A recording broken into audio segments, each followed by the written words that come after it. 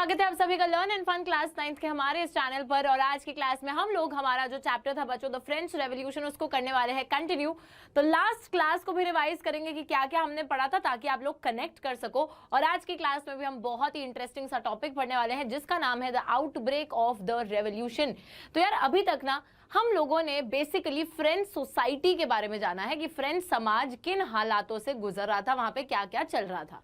हमने देखा कि फ्रांस के अंदर लुई 16 राजा बन गए थे जिनकी वाइफ थी मेरी एंटोनेट, लेकिन जब वो राजा बनते हैं तो उनको मिलती है खाली तिजोरी। और हमने उस एम्प्टी ट्रेजरी के बहुत सारे रीजंस पढ़े थे कि फ्रांस के अंदर एम्प्टी ट्रेजरी आखिरकार थी क्यों। उसी के साथ साथ हमने देखा था कि फ्रांस के अंदर सोसाइटी का भी हाल बड़ा खराब था। फर्स्ट एस्टेट के लोग थे क्लर्जी वाले, सेकंड एस्टेट के लोग थे नोबिलिटी, थर्ड एस्टेट के लोग थे जिसमें कुछ अमीर थे और बहुत सारे गरीब लोग भी थे। लेकिन टैक्स देने का सारा बर्डन था हमारे थर्ड एस्टेट के लोगों के ऊपर। फर्स्ट और सेकंड एस्टेट के लोग ऑलरेडी बहुत ही ज्यादा प्रिविलेज्ड हुआ करते थे। साथ ही में सोने पे सुहागा एक सबसिस्टेंस क्राइसिस की सिचुएशन फ्रांस में आ जाती है जहां पर लोगों को खाने के लाले पड़ गए थे। यानी कि बच्चों जो गरीब लोग थे they were not even able to actually acquire their basic means of livelihood. रोटी कपड़ा मकान जैसी बेसिक रिक्वायरमेंट्स को वो अपनी पूरा नहीं कर पा रहे थे। राइट्स हो रहे थे, बहुत से लोग मर रहे थे और ये सारा सिनेरियो सबसिस्टेंस क्राइसिस का सिनेरियो फ्रांस के अंदर चल रहा था। अब ऑब्वियस सी बात है कि यार इतनी ज्यादा खराब स्थिति होगी तो फिर इस स्थिति में आप लोगों से कैसे एक्सपेक्ट कर सकते हो कि वो आपका टैक्स भी भरें, और वो भी एक टैक्स नहीं, टिथिस देना है, टेल देना है, इनडायरेक्ट टैक्सेस देने हैं।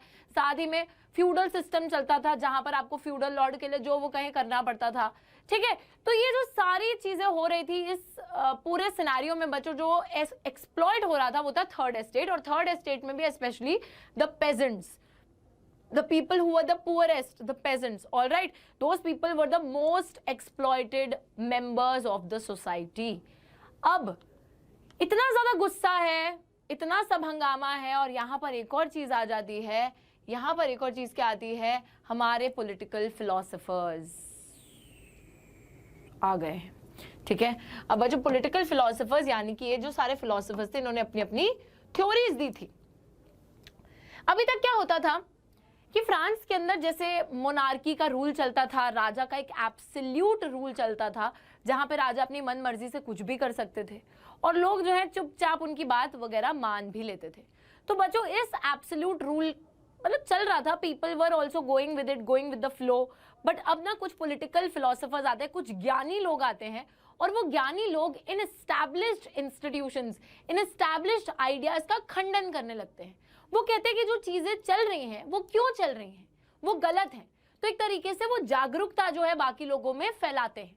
सबसे पहले पॉलिटिकल फिलोसोफर जिनकी हम बात करने वाले हैं दैट इज जॉन लॉक। अब जॉन लॉक, हाँ वही लॉक क्या होता है वैसे, लॉक एंड की होता है ना ताला, ताले को लॉक बोलते हैं हम लोग। तो यहाँ पे जॉन लॉक की बात भी अपने दिमाग में ताला लगा लो। क्या बोला उन्होंने, जॉन लॉक की एक किताब थी बच्चों जिसका नाम था the two treatises of government and here he sought to refute the doctrine of the divine and the absolute right of the monarch. Doctrine of divine and absolute right of the monarch, ये दो चीजों के खिलाफ जो है John Locke ने बात करी है। डॉक्ट्रिन ऑफ द डिवाइन का मतलब क्या था, अच्छा सबसे पहले तो ये जो दो लाइनें मैंने अंडरलाइन करी है इनकी बात कर लेते हैं। डॉक्ट्रिन ऑफ द डिवाइन का ये मतलब होता था बच्चों कि एक तरीके से आप बोलते थे कि जो राजा है ना वो डिवाइन है। डिवाइन कौन था, हम वैसे डिवाइन शब्द भगवान के लिए यूज करते हैं। ठीक है, तो राजा को एक भगवान का अवतार माना जाता था कि राजा हम पे शासन कर रहा है क्योंकि राजा एक भगवान की तरह है, वो जो मन में आए वो कर सकता है।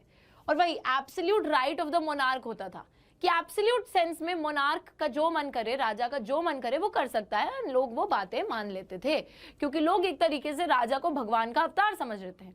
अब भगवान जो है, भगवान तो कुछ भी करे आपको तो मानना पड़ेगा, है ना। भगवान की मर्जी के आगे किसी की मर्जी थोड़ी ना चलती है। तो इस तरीके से राजा का जो रूल था उसको जस्टिफाई करा जाता था कि because the king is like sort of considered as divine और divine power, that is why उनके पास एक वो एब्सोल्यूट राइट टू रूल है। अब बच्चों लॉक ने ना यहीं पे आके लोगों के सर का लॉक तोड़ा है।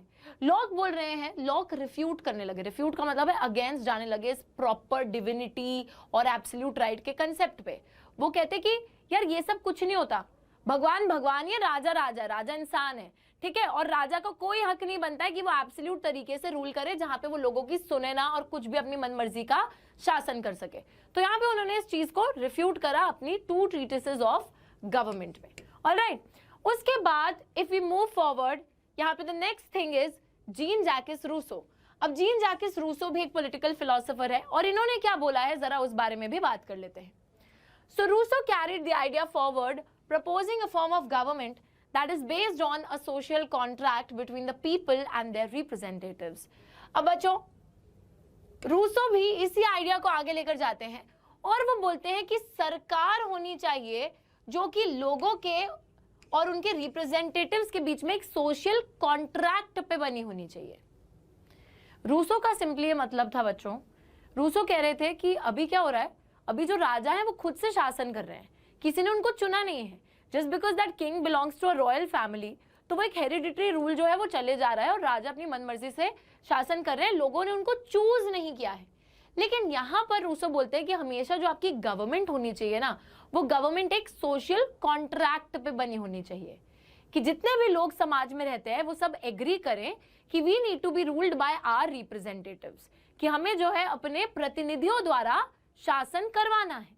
ठीक है, तो ये कंसेप्ट होना चाहिए। मतलब एक तरीके से यहां पर बात की जा रही है गवर्नमेंट बाय कंसेंट की।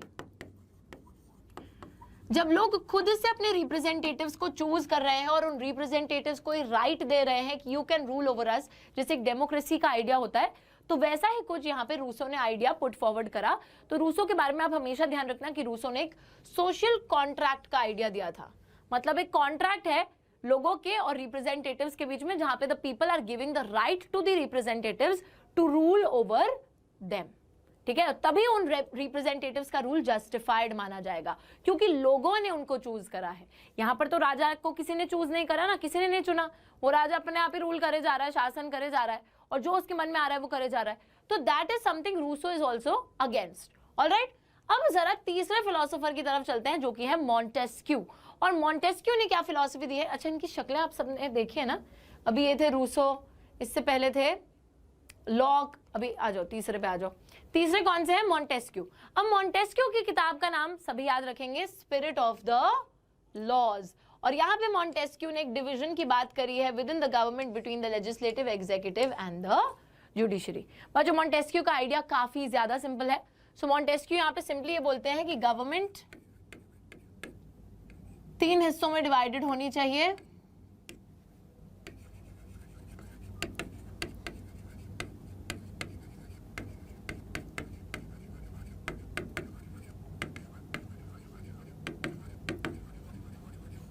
Okay, legislative, executive and judiciary, these 3 organs, इन तीनों के बीच में गवर्नमेंट का डिवीजन होना चाहिए। तो मॉन्टेस्क्यू ने बात अपने स्पिरिट ऑफ द लॉज में करी है। ठीक है, आई होप ये बात एकदम क्लियर है। ऑलराइट, तो अभी आप लोगों को मैं एक बारी फिर से रिकैप करवा देती हूँ और मैं आपको बता देती हूँ कि इस टॉपिक में किस हिसाब से क्वेश्चन पूछा जाता है और क्या क्या आपको लर्न करना है। सिंपली बच्चों याद रखिएगा कि फ्रांस की जो सोसाइटी थी उसकी हालत ऑलरेडी बहुत बुरी हो रही थी। लोगों का जो रिजेंटमेंट था राजा के खिलाफ वो बढ़ रहा था और इसी स्थिति में कूद पड़ते हैं हमारे पॉलिटिकल फिलोसोफर्स, जो कि ज्ञानी लोग थे, जो कि समझदार लोग थे, पढ़े लिखे लोग थे, जिन्होंने बहुत अच्छी अच्छी बातें करी हैं।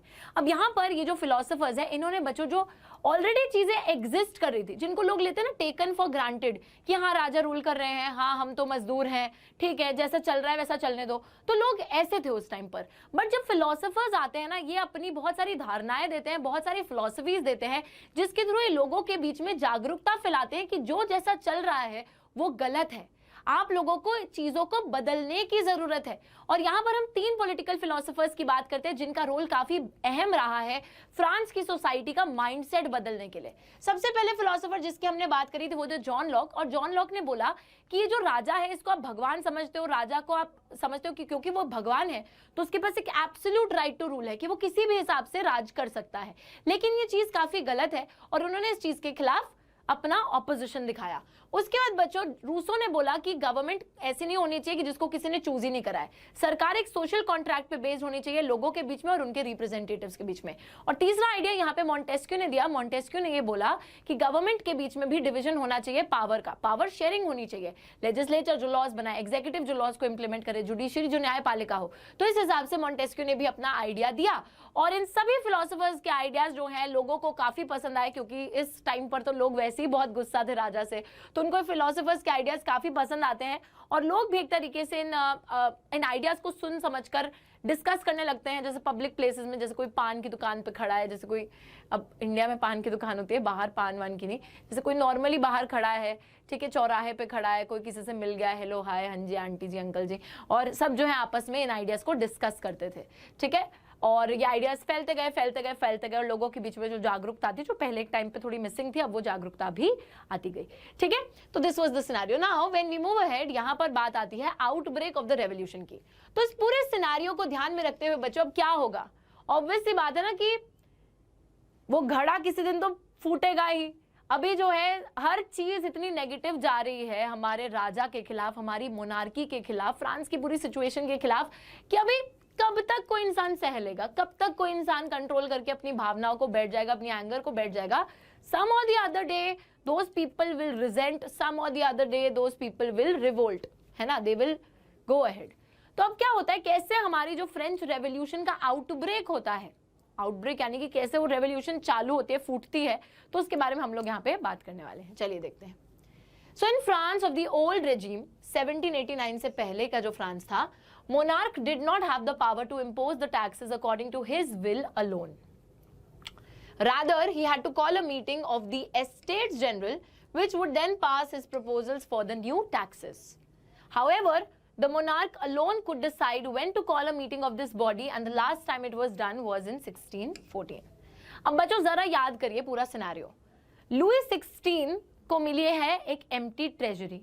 अब एम्प्टी ट्रेजरी मिली है तो पैसा तो चाहिए यार, आपको देश चलाना है, अपना राज्य हम चलाना है, तो ऑब्वियस सी बात है ना कि यू नीड मनी। अब मनी के लिए कहाँ से पैसा आता है, सरकार के पास या किसी के भी पास, जो गवर्नमेंट होती है। अब यहाँ पे गवर्नमेंट मोनार्की है, मोनार्की कहाँ से पैसा लाएगी, टैक्सेस इंपोज करके पैसा लाएगी।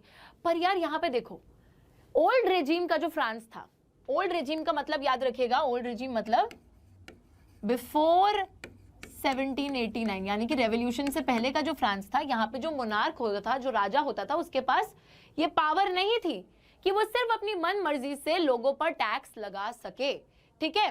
अब टैक्स अगर लगाना है तो उसके लिए सबसे पहले एक मीटिंग बुलानी पड़ती थी एस्टेट्स जनरल की, और यहां पर वो मुद्दा उठाना पड़ता था। और अगर एस्टेट्स जनरल की मीटिंग में वो मुद्दा जो है सभी एग्री करेंगे कि हाँ यार टैक्स लगाना चाहिए, तभी वो टैक्स लग पाएगा।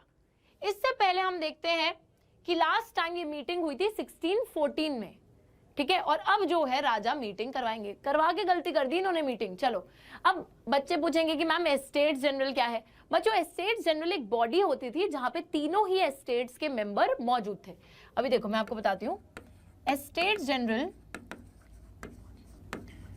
जनरल में ना तीनों ही एस्टेट्स के लोग यानी कि रिप्रेजेंटेटिव्स आते थे, representatives from all three estates, ठीक है। तो फर्स्ट एस्टेट से हमारे 300 लोग आते थे, सेकंड एस्टेट से भी 300 लोग आते थे, और थर्ड एस्टेट से आते थे 600 लोग। डबल क्यों डबल मैम, थर्ड एस्टेट के साथ ऐसा क्यों हो रहा है कि वहां से 600 क्यों लोग आ रहे हैं? क्योंकि यार थर्ड एस्टेट नंबर्स में मतलब बहुत ज्यादा था ना, वहां पे पॉपुलेशन ही बहुत ज्यादा थी थर्ड एस्टेट के अंदर, तो इस वजह से उस पॉपुलेशन को 300 लोग रिप्रेजेंट नहीं कर सकते थे, इसलिए 600 लोग आते थे, ठीक है। तो फर्स्ट एस्टेट से 300, सेकंड से 300 और थर्ड एस्टेट से 600 लोग आएंगे। इस बॉडी की मीटिंग होगी। अगर इस बॉडी की मीटिंग में ये डिसाइड हुआ कि हाँ टैक्स को इम्पोज किया जाना चाहिए, तभी टैक्स इम्पोज किए जाएंगे, क्योंकि राजा अपनी मन मर्जी से तो टैक्स को इम्पोज नहीं कर सकता। आई होप ये बात एकदम क्लियर है। अब जरा देखते हैं होता क्या है। फर्स्ट सेकंड एस्टेट से 300 लोग आते हैं जो कि रोज में बैठते हैं। अच्छा अब इनके लिए सीटें लगाई गई हैं, जो फर्स्ट और सेकंड स्टेट यानी कि क्लर्जी और नोबिलिटी से जो रिप्रेजेंटेटिव्स आए हैं, जो प्रतिनिधि आए हैं, उनके लिए सीटें लगाई गई हैं और उनको एक दूसरे के ऑपोजिट बिठा दिया है, जैसे एक साइड फर्स्ट स्टेट को, एक साइड सेकंड स्टेट के लोगों को। लेकिन जो 600 लोग थर्ड स्टेट के आए थे उनको पीछे खड़ा कर दिया है, उनके लिए सीटें भी नहीं लगाई। वाह। नाउ थर्ड स्टेट में से भी बच्चों देखो भेदभाव, देखो थर्ड स्टेट में से भी हर किसी को रिप्रेजेंटेटिव नहीं बनाया गया। थर्ड स्टेट के भी जो वेल्दी मेंबर्स थे, जो अमीर लोग थे, वो रिप्रेजेंटेटिव्स थे। बाकी जो बेचारे गरीब थे, पेजेंट्स, आर्टिसंस और महिलाएं, इन सभी लोगों को एंट्री ही नहीं दी गई। लेकिन what about their grievances and demands? अब यार देखो होता क्या है, लुई 16 को लगाना है टैक्स। टैक्स वो अपनी मन मर्जी से लगा नहीं सकते। टैक्स लगाने के लिए उनको बुलानी पड़ती है स्टेट्स जनरल की मीटिंग। स्टेट्स जनरल की मीटिंग में तीनों ही स्टेट के प्रतिनिधि आते हैं। फर्स्ट से 300, सेकंड से 300, थर्ड से 600। फर्स्ट और सेकंड वालों को तो सीटों पे बिठा दिया है, थर्ड स्टेट वालों को खड़ा कर दिया है। लेकिन थर्ड स्टेट के रिप्रेजेंटेटिव सारे अमीर लोग हैं, बाकी जो बेचारे गरीब हैं और जो महिलाएं हैं उनको तो एंट्री भी नहीं मिली। लेकिन यार असली में तो दिक्कतें मैक्सिमम गरीब ही फेस कर रहे थे ना, तो फिर उन गरीबों की दिक्कतों का क्या, उनकी मांगों का क्या, हाँ उनकी परेशानियों का क्या? तो बच्चों इनकी जो परेशानियां थी, मांगे थी, all of these things were listed in 40,000 letters। 40,000 चिट्ठियां बोल रही हूं, चिट्ठियां थी जिसमें इनकी ग्रीवेंसेस, डिमांड्स के बारे में लिखा गया था। और ये 40,000 चिट्ठियां लाई गई थी प्रेजेंट करने के लिए कि देखो यार इन सबकी डिमांडें हैं। अब क्या होता है, वोटिंग। अच्छा अब वोटिंग कैसे होगी? तो voting in the states general in the past had been conducted according to the principle that each state had one vote. This time also, Louis XVI was determined to continue with the same practice. अब बच्चों Louis 16 ने वहां पे लोगों को बैठा दिया, खड़ा कर दिया। अब लुई 16 यहाँ पे वोट कराएंगे। वोट किस लिए कराएंगे कि टैक्स लगाने चाहिए कि नहीं लगाने चाहिए। अब अभी तक के स्टेट जनरल में वोटिंग कैसे होती थी कि हर स्टेट का एक वोट होता था। मतलब फर्स्ट स्टेट जो 300 लोग हैं उनका भी एक वोट, सेकंड स्टेट के जो 300 लोग हैं उनका भी एक वोट, और थर्ड स्टेट के जो 300 लोग हैं उनका भी एक ही वोट, 3 वोट। ठीक है। अब लुई 16 भी यही सोचे थे कि यार हाँ जैसे होता है वैसे ही करेंगे, हम तो चेंज कोई लाएंगे नहीं। But members of the third state के मेंबर्स का तो दिमाग घूम गया था अब तक, उनको तो आ गई थी जागरूकता। So they demanded that the voting should now be conducted by the assembly as a whole, where each member would have one vote। Rousseau को पढ़ लिया था उन्होंने, हाँ लॉक की थ्योरी पढ़ ली थी। अब वो कह रहे हैं ऐसे नहीं होगी वोटिंग, ये तो अनफेयर है। यार तुम खुद सोचो ना कि एक जगह पे 300 लोगों का तुम कह रहे हो कि एक ही वोट है, दूसरी जगह पे भी तुम कह रहे हो 300 लोगों का एक ही वोट है। तो या तो जो 600 लोग हैं उनको 2 वोट दे दो, उनको भी तुम एक ही वोट दे रहे हो, तो ये तो अनफेयर है ना, क्योंकि इन लोगों की जनसंख्या ज्यादा है। They should have been given more votes, but उनको भी एक ही वोट दिया जा रहा है। बट यहाँ पर ना थर्ड स्टेट के लोगों ने मार ली बाजी। वो कहते कि अब वोटिंग ऐसे नहीं होगी, वोटिंग होगी जितने लोग हैं उस हिसाब से हर बंदे का एक वोट बनता है। मतलब अगर फर्स्ट स्टेट में 300 लोग हैं तो 300 वोट, सेकंड के 300 लोग हैं तो 300 वोट, और थर्ड स्टेट में अगर 600 लोग हैं तो वो 600 वोट होने चाहिए, है ना। हर बंदे का एक वोट होना चाहिए, जिस हिसाब से उनकी पॉपुलेशन है, जिस हिसाब से उनके रिप्रेजेंटेटिव्स हैं। ये फेयर तरीका है। बट लुई 16 कहाँ मानेंगे इस बात को? लुई 16 मानेंगे क्या? क्या वो इतने अच्छे हैं? नहीं। So when the king rejected this proposal, members of the third estate walked out of the assembly in protest। अब यार जब लुई 16 ने इनकी एक बात ना मानी तो ये सारे लोग विद्रोह करने के लिए असेंबली से उठ के निकल गए। They walked out। ठीक है, कह रहे मत मानो यार, हमने भी बहुत झेल लिया है तुम्हारा ड्रामा, अब हम निकले, हम जा रहे हैं। तो ये बच्चों उसी टाइम निकलते हैं, वहां से छोड़ के निकल पड़ते हैं उस असेंबली की मीटिंग को। अब जाते कहाँ हैं? छोड़ के अपने अपने घर चले जाते नहीं। सो ये सारे रिप्रेजेंटेटिव्स जो थर्ड स्टेट के थे बच्चों, इन लोगों को लग रहा था कि यार अब टाइम आ गया है, now we need to do something, नहीं तो ऐसे कब तक चलेगा। कब तक हम यही शोषण झेलते रहेंगे, कब तक हम यही सब झेलते रहेंगे। सो इनको लगा कि पूरे फ्रेंच नेशन को अब हमारी जरूरत है, we are like the spokesperson for the whole of the French nation, we need to do something about it. 20 जून को ये लोग जो है वर्सेल्स के एक टेनिस कोर्ट के एक इंडोर हॉल में असेंबल होते हैं। इंडोर टेनिस कोर्ट था, मतलब आउटडोर नहीं था, इंडोर था, दीवारें बनी हुई थी, प्रॉपर टेनिस कोर्ट था, वहां पर ये सारे लोग 20 जून को इकट्ठे होते हैं। क्यों मैम, अभी इनके बीच में होगा एक टेनिस मैच? नहीं, यहाँ टेनिस मैच नहीं होगा बच्चों। ये लोग वहां पे एकत्रित होते हैं और एकत्रित होकर ये अपने आप को डिक्लेयर कर देते हैं कि हम एक नेशनल असेंबली है एंड हम यहाँ से तब तक नहीं हिलने वाले जब तक हम फ्रांस का एक संविधान नहीं बना लेते जो कि राजा की पावर्स को लिमिट कर डाले। पूरा सिनेरियो समझ रहे हो कि हो क्या रहा है? एस्टेट जनरल की मीटिंग में वोटिंग कैसे होती थी? हर एस्टेट का एक वोट, लेकिन थर्ड एस्टेट बोलते हैं कि क्योंकि हमारे रिप्रेजेंटेटिव ज्यादा है, क्योंकि हमारी पॉपुलेशन ज्यादा है, तो हम लोग इस बारी क्या करना चाहते हैं कि सब हर एक इंसान का एक एक वोट होना चाहिए, ठीक है। लेकिन लुई 16 मानते नहीं, तो इसलिए ये उठ के आ गए। अब ये 20 जून को इकट्ठे हुए इंडोर टेनिस कोर्ट में, वहां पर इन्होंने अपने आप को डिक्लेयर कर दिया कि we are the national assembly और हम एक ऐसा संविधान फ्रेम करेंगे और तब तक नहीं निकलेंगे यहां से जब तक हम फ्रेम नहीं कर लेते। तो we will frame a constitution that would limit the powers of the monarch, जो कि राजा की पावर्स पर लिमिटेशंस लगा देगा। और बच्चों यहाँ पे देखिए, दे वर लेड बाय मिराबियू एंड अबेसईस। अब मिराबियू कौन है और अबेसईस कौन है, चलिए इनका भी इंट्रोडक्शन मैं आपको दे देती हूँ। बच्चों मिराबियू जो है ना, इनकी स्पेलिंग ठीक लिखना, मिराबियू जो है ये एक नोबल थे, यानी कि ये कौन सी एस्टेट को बिलोंग करते थे? सेकंड एस्टेट को बिलोंग करते थे। बड़ी ताज्जुब की बात है। और यार जो ये थे ना अबेसईस, ये एक प्रीस्ट थे, पंडित थे। ये फर्स्ट एस्टेट को बिलोंग करते थे। सोचो, ये सेकंड एस्टेट को बिलोंग करते थे, ये फर्स्ट एस्टेट को बिलोंग करते थे, and these two people were leading the people of the third estate, they were supporting the people of the third estate। तो यार हर अमीर इंसान बुरा नहीं होता है या हर प्रिविलेज्ड इंसान बुरा नहीं होता है। जैसे कि एग्जाम्पल है यार मिराबियू और अबेसईस। मिराबियू नोबिलिटी होने के बावजूद, सेकंड एस्टेट के होने के बावजूद फ्यूडल सिस्टम के बिल्कुल खिलाफ थे और इसी वजह से मिराबियू जो है थर्ड एस्टेट के लोगों को सपोर्ट कर रहे थे।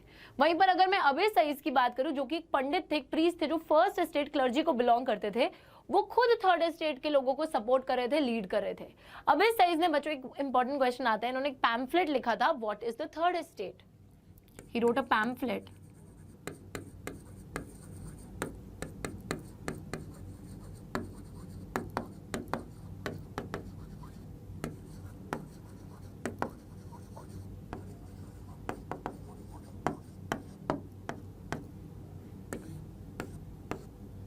ठीक है, तो इन्होंने ये पैम्फलेट लिखा था कि what is the third estate, जहां पे इन्होंने एक तरीके से अपने हिसाब से एक्सप्लेन करा कि हाँ थर्ड एस्टेट असल में है कैसा, वहां लोग कैसे हैं, वो सारी चीजें। अब ये सपोर्ट कर रहे थे। नाउ व्हाट हैपेंड, ये देखो कुछ ऐसा हाल था वहां इंडोर टेनिस कोर्ट का। अब देखिए क्या होता है। अब जरा आ जाते हैं फ्रांस के बाकी सिनेरियो पे। बाकी फ्रांस में क्या चल रहा था? A severe winter had meant a bad harvest, the price of the bread rose, often the bakers exploited the situation, hoarded the supplies, and after spending hours in long queues at the bakery, crowds of angry women stormed into the shops। अब बच्चों जरा यहाँ पर हमने देख लिया indoor tennis court में क्या हो रहा है, लेकिन यार बाकी जो पॉपुलेशन, गरीब पॉपुलेशन अपने घरों में बैठी थी, उनके साथ क्या हश्र हो रहा था। बहुत ज्यादा ठंड पड़ गई थी जिसकी वजह से फसल खराब हो गई। फसल खराब हो गई, दैट मीन्स जो सप्लाई है फूड ग्रेन्स की वो कम हो गई। फसल खराब होने की वजह से ब्रेड की सप्लाई कम हो गई, सप्लाई कम होने की वजह से ब्रेड का प्राइस बहुत बढ़ गया। अब बच्चों जब दाम बढ़ गया तो जो लोग बेचा करते थे ब्रेड को, वो क्या करने लगे, होर्ड करने लग गए, जमा करने लग गए ब्रेड को कि अब हम इसकी सप्लाई और कम कर देंगे और ब्लैक में इसको और महंगा महंगा बेचेंगे, ठीक है। तो इसलिए वो होर्ड करने लग गए। अब लोग इतने लंबी लंबी लाइनों में बेकरी के आगे खड़े होते थे और इतनी ज्यादा देर खड़े होते थे महंगी महंगी ब्रेड को लेने के लिए कि कभी कभी जो औरतें थी वो इतना गुस्सा हो जाती थी कि वो एकदम ऐसे झुंड बनाकर दुकानों में घुस जाती थी। At the same time king ordered troops to move into Paris. अब अच्छा, इसी टाइम पे ना हमारा 14 जुलाई वाला इंसिडेंट होता है, ठीक है, जो हमने एकदम स्टार्टिंग में इस चैप्टर के पढ़ा था, द इवेंट ऑफ 14 जुलाई। होता क्या है, at the same time what we see is कि राजा जो है वो अपनी सेना को ये ऑर्डर देता है कि आप पेरिस में जाओ। अब यार राजा ने तो सिर्फ पेरिस में जो स्थिति है उसकी जांच पड़ताल करने के लिए अपनी सेना को भेजा था, लेकिन because the people were angry and suspicious of the king, कि उनको लगा कि राजा ने ये सेना को उनको मारने के लिए भेजा है। शक ना एक बहुत बड़ी चीज होती है, और लोगों को इस टाइम पे राजा पे ढेले भर का भरोसा था नहीं, वो राजा पे शक कर रहे थे। तो इसी वजह से बच्चों आपको ध्यान करना है, लोगों ने एक मिलिटिया फॉर्म कर लिया था, वो गवर्नमेंट बिल्डिंग्स में आर्म्स की तलाश में घुस गए थे। बैस्टिल का जो प्रिजन है वहां पर उन्होंने कैदियों को रिहा कर दिया था, वहां का जो बंदा रखवाली कर रहा था उसको मार दिया था। तो ये सारी चीजें इन्होंने करी थी क्योंकि people were very very angry with the king, और वो जैसे ही राजा की सेना को आते हुए देखते हैं तो उनको मतलब फर्स्ट थॉट उनका यही होता है कि राजा ने अपनी सेना को हमको मारने के लिए भेजा है। पॉजिटिव थॉट तो कोई आता ही नहीं है उनके मन में। नाउ 14 जुलाई को ये लोग बैस्टिल को डिस्ट्रॉय कर देते हैं। और जरा बात करते हैं कंट्री साइड। अभी तो सिटी की बात हो गई, ये सब तो सिटी में हो रहा था, सिटी ऑफ पेरिस में, but what was happening in the country side. Country side यानी कि गांव में क्या हो रहा था, वहां पर अफवाहें उड़ने लगती हैं एक गांव से दूसरे गांव में कि the lords of the manor had hired the bands of brigades who were on their way to destroy the ripe crops. अब बच्चों कंट्री साइड की अगर मैं बात कर रही हूँ, यानी कि जहां पर मैक्सिमम लोग कौन है, किसान है आपके, ठीक है, किसान मैक्सिमम लोग हैं।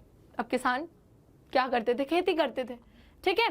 तो यहाँ पर कंट्री साइड के अंदर एक गांव से दूसरे गांव में ये अफवाहें उड़ने लग गई कि जो लॉर्ड्स ऑफ द मेनर है, मेनर क्या होता है बच्चों, मेनर एक एस्टेट होता है, फ्यूडल लॉर्ड होता है ना जैसे, तो फ्यूडल लॉर्ड का एस्टेट होता है मेनर, मतलब एस्टेट का मतलब है जहां पे उनका बड़ा सा घर होता है, घर के साथ साथ जमीनें होती हैं।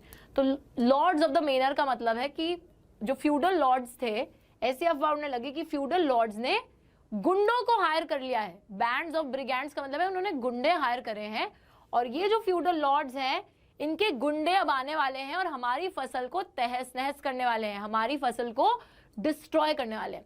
तो आप यहाँ देख सकते हो यार कि लोगों के ना जो सेंटिमेंट्स थे वो किस तरीके से they are overtaking their rationality. लोग अभी समझदारी से कुछ भी सोच नहीं पा रहे, देख नहीं पा रहे हैं। They are too suspicious of the first estate, of the second estate, of the kings. हर किसी को लेकर सस्पिशन बहुत ज्यादा है क्योंकि लोग अब पक चुके हैं, वो देख चुके हैं इन सबको, ठीक है। They are very very suspicious. तो सिटी में जैसे लोगों को राजा के ट्रूप्स पे शक हो रहा था, जो कि वैसे तो ऐसी कोई इंटेंशन के साथ नहीं आए थे, लेकिन लोगों को फिर भी लग रहा था कि हमको मारने आ रहे हैं। वहीं पर यहाँ पर भी अफवाहें उड़ रही हैं गाँव में कि जो लॉर्ड्स ऑफ द मेनर है, यानी कि जो फ्यूडल लॉर्ड्स हैं, उन्होंने गुंडे हायर कर लिए और वो गुंडे आने वाले हैं हमारे फसल को तहस नहस करने के लिए। तो अब ये लोग क्या करते हैं, देखो, caught in a frenzy of fear, डर में आ गए ये लोग, बहुत ज्यादा डर लग गया इनको। And the peasants in several districts seized the hoes and pitchforks and attacked the chateau. तो बच्चों ये लोग इतने ज्यादा डर गए कि डर में इन्होंने क्या करा, इन्होंने बहुत सारे जैसे जो जिले होते हैं, जिले में जाकर होज एंड पिचफोर्क्स, जिससे आप हल चलाते हो, जो आपके एग्रीकल्चरल इक्विपमेंट्स है, उन सभी को इकट्ठा करा। और शैटू जो होता है, अब what is a chateau? Chateau is a castle or a stately residence belonging to a king or a nobleman. Castle or a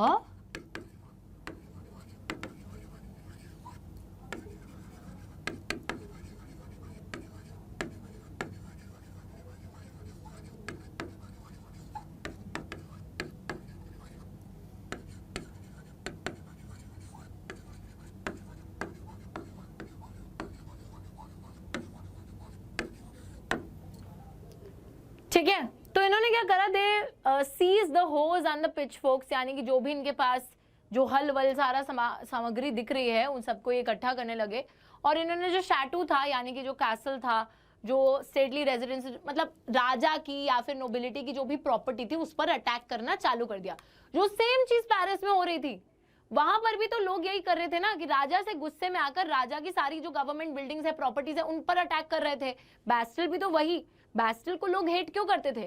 क्योंकि बैस्टिल जो था, it was symbolic of the king, king से symbolize किया जाता था, क्योंकि king की building मानी जाती थी, राइट। तो यहाँ पर भी वही चीज हो रही थी। जो शैटू था, जो कि नोबिलिटी या किंग का रेजिडेंस है वहां पर अटैक किया जा रहा है, वो भी एग्रीकल्चरल इक्विपमेंट से। तो गुस्सा सोचो कितना ज्यादा है। अब क्या होता है बच्चों, ये लोग घुसते हैं शैटू के अंदर, वहां पर ये जो बची हुई मतलब बहुत जमा किया हुआ अनाज होता है उसको लूट लेते हैं। डॉक्यूमेंट्स जो होते हैं, जो दस्तावेज थे जहां पर मेमोरियल ड्यूज लिखे थे, देखो ये बहुत इंटरेस्टिंग चीज है। मेमोरियल ड्यूज का मतलब है बच्चों, जैसे जो मेनर होता था वो लिखता था ना कि मेरे को अभी इस किसान से इतना पैसा लेना है, इससे इतना पैसा लेना है, तो जो ड्यूज थे और उसके डॉक्यूमेंट्स पड़े होते थे उनके घरों में, उन सभी दस्तावेजों को इन्होंने जला डाला। और साथ ही में इन्होंने क्या करा, जितना भी होर्डेड ग्रेन उनके घरों में पड़ा रहता था, यानी कि जो जमा किया हुआ अनाज था, वो सारा लूट लिया। तो अनाज भी लूट लिया, छोड़ा भी नहीं उनके घर में कुछ, साथ ही में जो भी ऐसे ड्यूज के दस्तावेज होते थे, जो डॉक्यूमेंट्स होते थे, वो भी इन्होंने जला डाले। ठीक है, साथ ही में हम लोग देखते हैं a large number of nobles fled from their homes, many of them migrating to neighbouring countries. और बहुत सारे जो नोबल्स थे वो अपने घर बार छोड़कर आ गए थे। और बच्चों वो नोबल्स भी, मतलब आप सोचो ना, वो नोबल्स अब उनको ये पता चल गया कि यार ये फार्मर वगैरह ये सारे लोग तो अब हम पर ही अटैक करने के लिए आ रहे हैं, तो ये लोग अपने घर बार छोड़कर माइग्रेट करके जो पड़ोसी देश थे वहां पर भाग गए। तो ये सारा सिनेरियो हो रहा था। ठीक है, अब हम देखेंगे कि यार ये सब सिनेरियो का अब राजा, वैसी बातें अभी तक तो चुप बैठे हैं, बट अब राजा क्या करेंगे और आगे चलकर फ्रांस में क्या होगा, क्या कोई बदलाव आने वाला है इस रेवोल्यूशन के आने से, या फिर चीजें वैसे की वैसे ही रहेंगी और इन सबको चुप करा दिया जाएगा। So what will happen is something that we will be looking at in the next class. But बच्चों आप लोगों से मेरी एक सिंपल सी गुजारिश है, जाने से पहले प्लीज इस वीडियो को लाइक कर दीजिएगा, ज्यादा से ज्यादा अपने जो फ्रेंड्स हैं क्लास 9th के बच्चे, उन सभी के साथ शेयर कर दो। सेल्फिश मत बनो बच्चों, जितनी ज्यादा तुम हेल्प करोगे ना अपने साथियों की, अपने फ्रेंड्स की, उतना ही ज्यादा तुम्हारा रिजल्ट भी अच्छा आएगा। ठीक है, तो इस वीडियो को लाइक कर दीजिएगा, अपने दोस्तों के साथ शेयर कर दीजिएगा, चैनल को सब्सक्राइब कर दीजिएगा and all the other things that you have not done. And please comment down below कि कैसा लगा आज का सेशन, और नेक्स्ट सेशन में और भी मजा आने वाला है, क्या होने वाला है नेक्स्ट सेशन में, अपनी प्रेडिक्शंस डाल दीजिएगा कमेंट सेक्शन में। I will see you in the next class, take care and bye bye guys.